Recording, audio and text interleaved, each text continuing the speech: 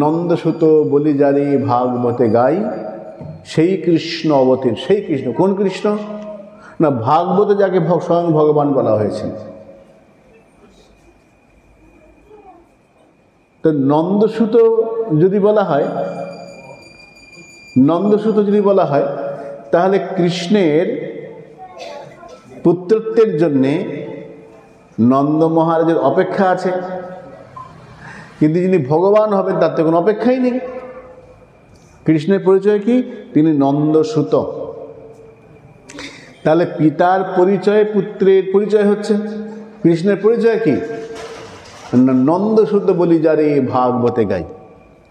তাই কৃষ্ণের পরিচয়ের জন্য নন্দ বাবার অপেক্ষা আছে, কিন্তু ভগবান তো কোনো অপেক্ষা নেই, নিরপেক্ষ।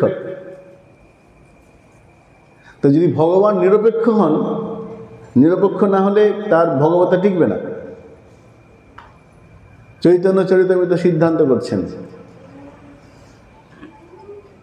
স্বয়ং ভগবান শব্দের ইহাতেই পূর্ণ অপেক্ষা।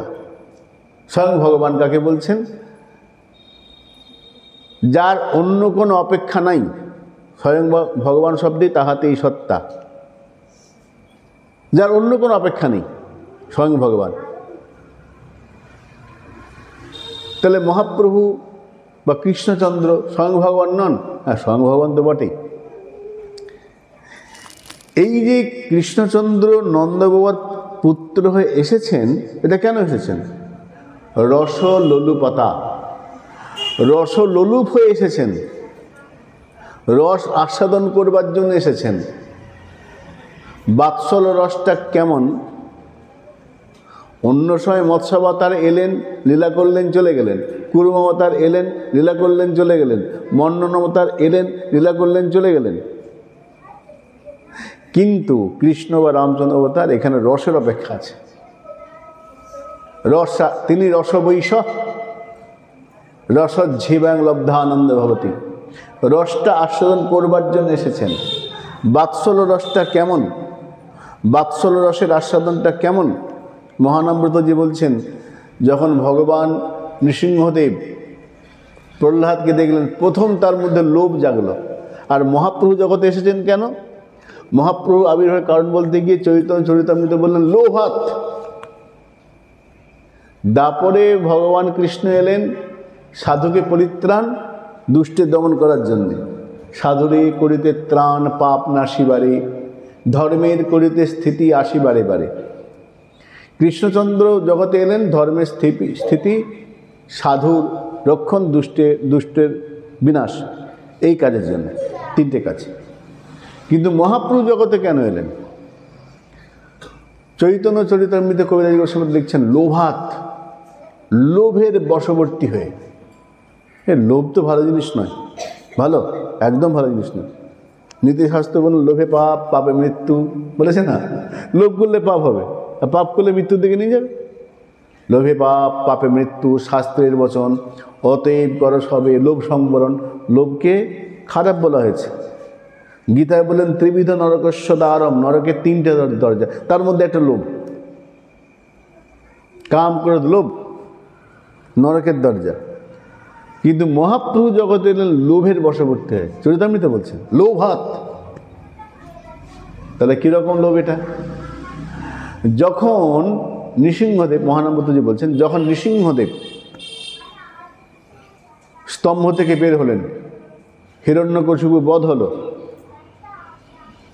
মা কয়াধু প্রহ্লাদকে কোলে করে নিয়ে এসে দাঁড়িয়েছেন। সমস্ত দেবতারা ভীত, সন্ত্রস্ত, আতঙ্কিত নৃসিংহদেবের রূপ দেখে, ভয়ঙ্কর রূপ। তো মা লক্ষ্মী খুব সেজে গুজে গেলেন, ভয়ে পালিয়ে গেল। ওরে বাবা, কী রূপ! আমার স্বামী রূপ তো মনোহারা, এ যা রূপ, এ তো একদম প্রাণহারা, আমি থাকবো না। মা লক্ষ্মী চলে গেলেন, সমস্ত ব্রহ্মার্ষি পিছিয়ে গেলেন, কেউ গেলেন না। তখন নারদ বলল, নৃসিংহদেবকে শান্ত করতে পারে একজন, সেটাকে বলে প্রহ্লাদ। তখন কয়াধু খুব সুন্দর করে প্রহ্লাদকে কোলে করে নিয়ে এসছেন, প্রহ্লাদ মায়ের কোলে।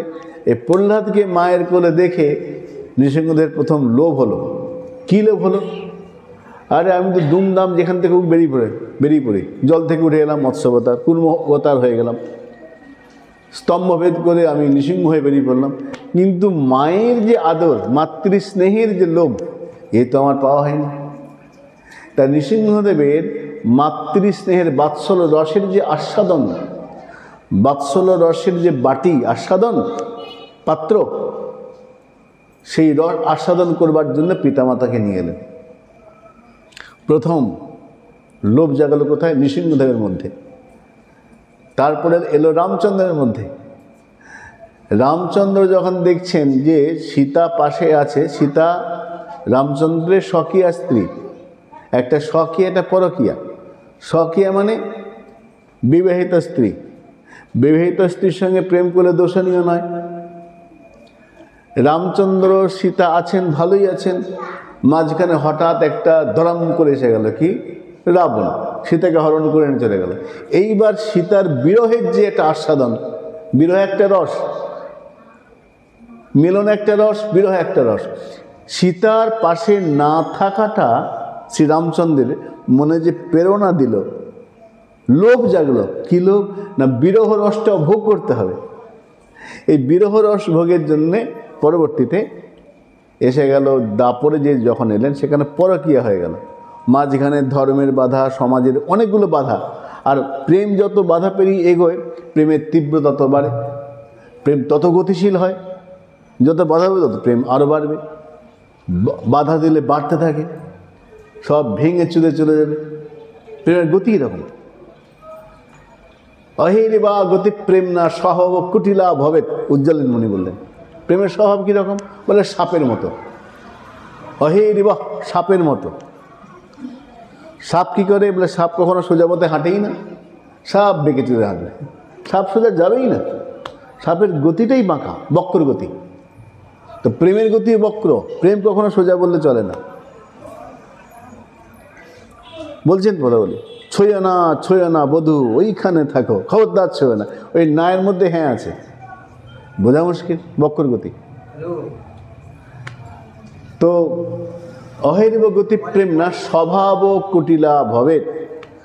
স্বভাবটা খুব জটিল, কুটিল, সরল নয় একদম। এখন এই যে রামচন্দ্রের লোভ হলো বিরহ রসটা ভোগ করার, তাহলে নৃসিংহদেবের লোভ হয়ে, রামচন্দ্রের লোভ হয়ে, কৃষ্ণচন্দ্রের লোভ হয়ে গৌর সুন্দরের লোভ হলো। কি লোভ? না এখানে আবার তিনটে লোভ মহাপ্রভু। কি লোভ? কই ছন রাধা প্রেমা, কই ছন মোর মধুরিমা, কই ছন সুখে তিহ ভোর, এ তিন বাঞ্ছিত ধন ব্রজে নহিল পূরণ।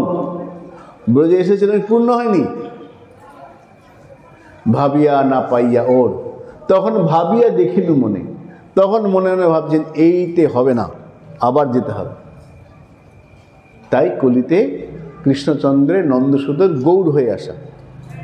তাই ভাগবতে বলছে, চৈতন্য চরিতামৃতে বললেন, নন্দসুত বলি যারে ভাগবতে গাই, সেই কৃষ্ণ অবতীর্ণ চৈতন্য গোসাই। তাহলে গৌরকে, যিনি, যাকে ভাগবতে নন্দসুত বলে বলা হয়েছে, সেই কৃষ্ণ, সেই কৃষ্ণের বিশেষ আবির্ভাব গৌর অবতার।